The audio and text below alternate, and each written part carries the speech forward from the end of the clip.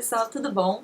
Retomando os vídeos no canal, eu não sei a periodicidade ainda, como alguns de vocês sabem, eu ainda estou na luta contra a depressão.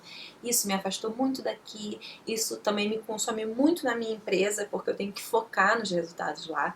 Então, como algumas pessoas me incentivam muito a voltar, como meu noivo, a minha terapeuta, meus amigos, eu tô aqui para falar com vocês. E eu escolhi o mês de março para retomar, é o mês da mulher, e eu vi várias postagens no dia 8 que passou sobre o Dia da Mulher, e uma me chamou muito a atenção, porque já era um assunto que eu queria trazer. E, na verdade, é meio que polêmica essa, mas tudo bem. O novo quadro que eu quero trazer aqui para vocês é sobre acidentes, patologias, tudo que tiver a ver com construção e engenharia civil, que foi repercutido ou não, mas que poderiam ser ou não evitados por projetos de arquitetura, projetos de engenharia mais complexos. E nesse primeiro caso, eu vou trazer um vídeo que é muito linkado com o Dia da Mulher, que se trata da Triangle Shirtwaist Factory, uma fábrica têxtil em Nova York. Bom, essa fábrica era localizada no 8º, 9º e 10º andar de um edifício que hoje até pertence à Universidade de Nova York. O nome desse edifício é Ash. Eu vou deixar aqui como é que ele era e como é que ele está hoje, tá bom? O grupo de funcionários desse prédio era em maioria composto por imigrantes irlandesas, italianas e judias, com idades entre 16 e 23 anos. E elas cumpriam uma carga horária de 14 horas por dia. Então era uma fábrica com maioria feminina. Um ano antes desse acidente, houve uma manifestação nas ruas de Nova York e várias dessas funcionárias estavam lá. Eles buscavam um acordo coletivo, melhores condições de trabalho, um melhor salário para as meninas, porque elas ganhavam até 3 vezes menos que os homens que faziam funções correspondentes.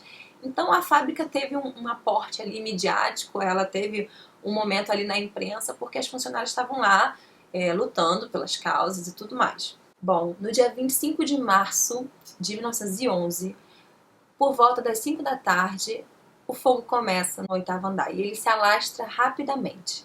O problema é que entre o 8º e o 10º andar havia uma boa comunicação, então rápido eles conseguiram evacuar os 2 andares.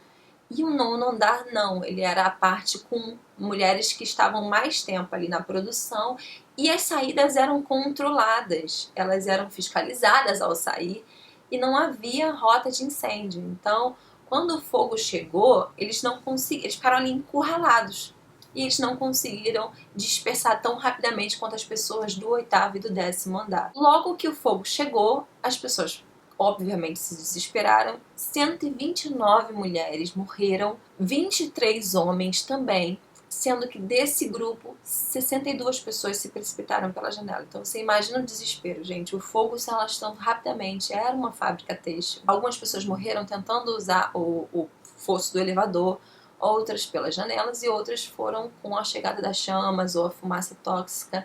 Então tudo isso levou essas vidas. O que corroborou para isso, né? A infraestrutura têxtil, como vocês devem imaginar, é uma coisa completamente tóxica. O chão e as superfícies de trabalho eram de madeira. Não havia sistema de extinção nem detecção de incêndio.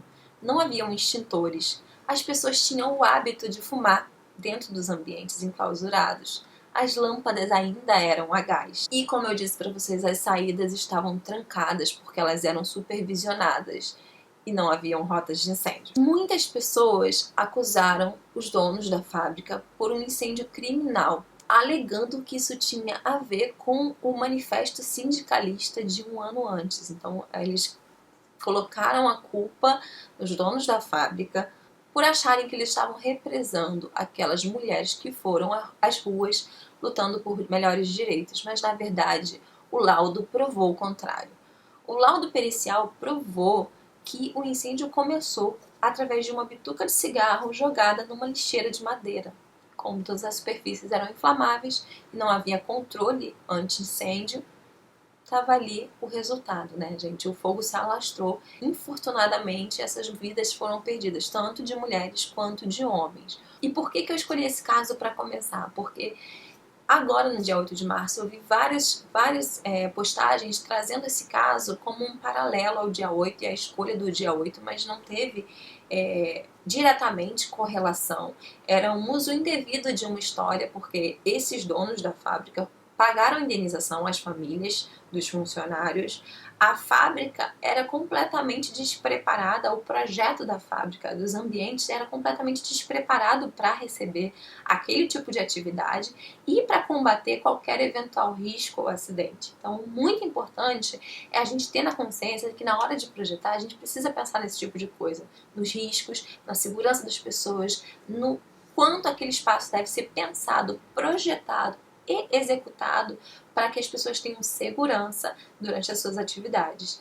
Eu trabalhei muito tempo na indústria naval, como vocês sabem, e uma das minhas tarefas lá era o plano de segurança, a execução do plano de segurança e combate a incêndio. E aí a gente pensava em tudo, nos extintores, sprinklers, botoeiras de alarme, tudo. E isso que a gente tem hoje, todos esses recursos que a gente tem hoje e aplica, eles vieram como resultante de todas essas coisas que a gente passou desprevenido.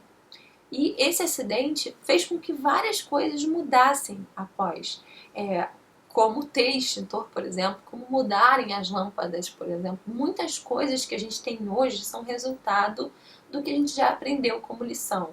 E óbvio que eu sinto demais por tantas vidas perdidas e que tudo isso poderia ter sido resolvido com um projeto específico, sim, mas não cabia esse entendimento na época. E eu não acho legal as pessoas fazerem correlação disso ao movimento feminista, porque não há. O laudo provou. Aquelas mulheres não foram mortas propositalmente, elas morreram em um acidente. Então, para finalizar, eu preciso listar com vocês as lições aprendidas com esse evento. A primeira lição são critérios mais rigorosos de combate ao incêndio.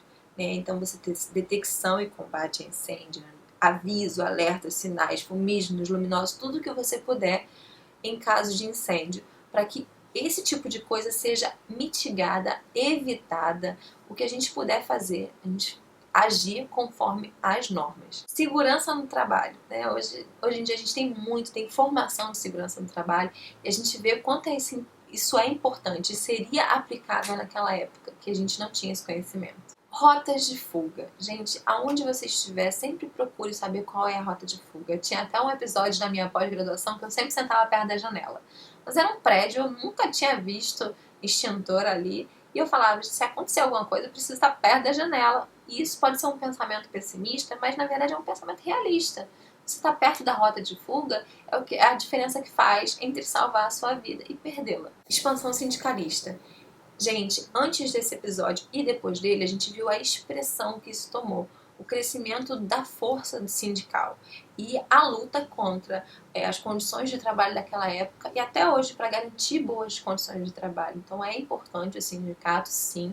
Só não acho legal eles correlacionarem, hoje em dia, né, o movimento feminista correlacionar a luta sindicalista com o feminismo que eles tentam embutir nas nossas mentes hoje. Esse episódio, especificamente, não tem a ver com o feminismo ou com o dia 8 de março, tá bom?